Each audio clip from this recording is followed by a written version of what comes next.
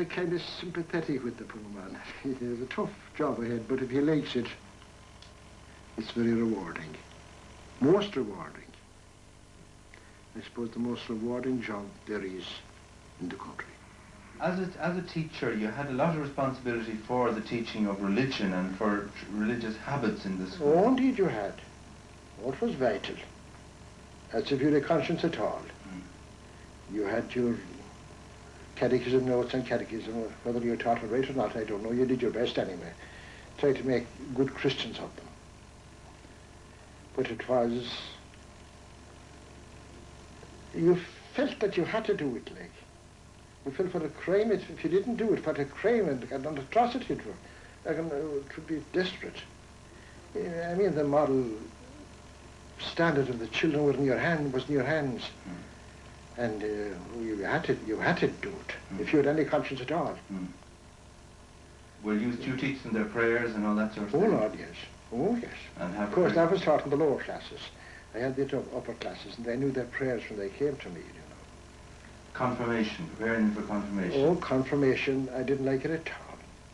My chief objection was the sacrament was forgotten. It's how they answered the bishop. That was in everybody's mind, and even in the teacher's mind. He had to...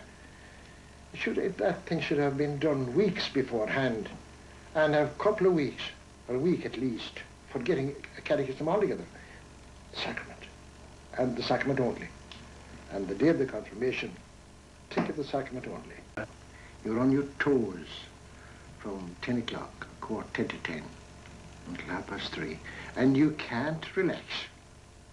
If you do, there's 30 or 40 brilliant eyes on you, and they say, he's play and they'll play poker.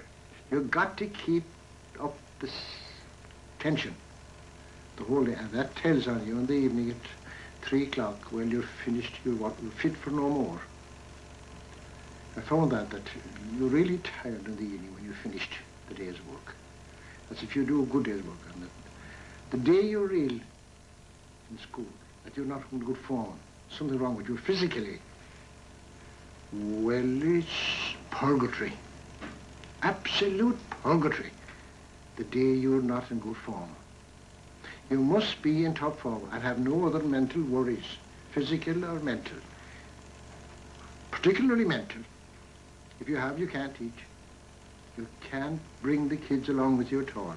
Had your own children in your own school, did that create difficulties for you? Sort of, were you afraid of exercising favoritism towards them? Well, it never dawned on me once. Jekyll and Hyde. When you went into that school, you were a different person altogether. Different, complete. Everybody in the class was the same to you. It doesn't matter who they were or what they were, rich or poor, your own or somebody else's. They were all one, and you took them according to their ability. You know, for the last 10 years now, changes have, taken place, and changes are taking place all the time, particularly in teaching methods. The whole curriculum of the national school has changed dramatically. And had my father out in the school a couple of times here, and he has often said that he just wouldn't be able to handle the new situations at all. I wanted more freedom to handle the children as I thought was best for them, without having to get down to what the program told me I had to do, and I had to do it. I'd like a little bit of freedom to use my own judgment. But I think that nowadays they are allowed to do that, which is a very good thing. They wanted the standard, the uniform standard of the class, which was absurd. Because there are no two children alike, mentally or any other way at all, even in manners. No two alike. The good child and the slow child, you have them there according to their age, perhaps, in the class. Well, you have to concentrate on the slowful and try and bring him up to the standard, if you can, if it's in him at all. Of course, you'll see that the difference. Nowadays, apparently the smart chap, the fellow with the brains, can go on and outwork on his own. And in those days, they all had to fit into the certain standard. I think Tory Pierce's iron bed, because you drag them out to fit the bed, the tough fella, the slow fella, who may be a fine man, and often turned out great character afterwards. And was successful in this world as well as morally too. It was on my 70th year when I retired, and physically I had enough. I felt I couldn't do what I used to do, and it was time to hand in my gun and rest. Because when you reach that age, you know, you're not physically fit for much. How do you mean you felt you couldn't do what you used to do? I couldn't hold the attention. I hadn't the pep and the drive that I used to have. You must have drive to get the spirit into the child, to absorb what you're trying to convey. Well, when you reach that age, I felt I had enough. I couldn't, I felt I wasn't doing what I should do, what I was able to do. So I said, it's time to go. And it was.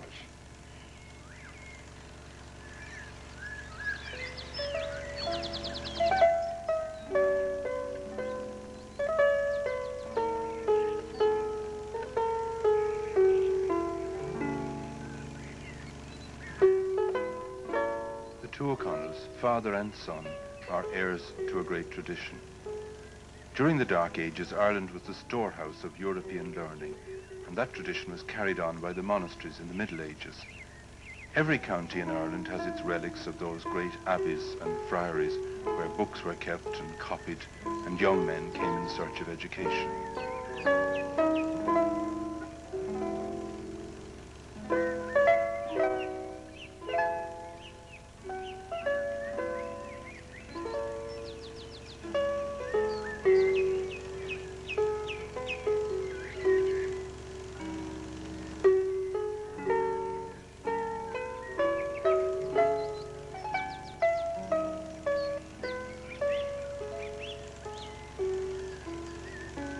The Franciscan Friary of Clare, Galway, south of Tuam, was one such centre of learning. When Liam O'Connell visits its ruins, he doesn't come as a stranger, but as someone carrying on that work which was so roughly interrupted by the destruction of the monasteries.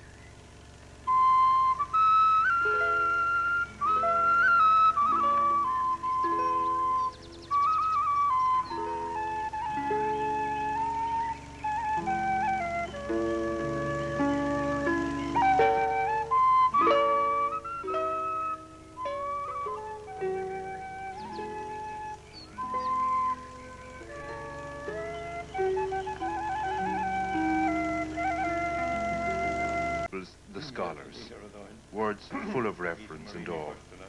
The roll book is a register of achievement, and no one whose name is entered on it can ever be fully forgotten. Tierney, Devon and Connolly, these are all in Ireland. Mary Kelly, Carmen Doherty, she's a Bongard, I believe. Paul is a son of my own. Father Brennan, he's a priest, I think you met him. Father Cahill, Higgins and Seamus Heaven, he's a guard. There are 3 or 4 guards here. There are 4 priests in this page. There are 2 or 3 nuns. Sheila, the best child that ever went into a national school, or any school. An ideal child. Brilliant with a dawn. She became a nun, a Carmelite, and is out in Egypt now. Ah, she was one great child.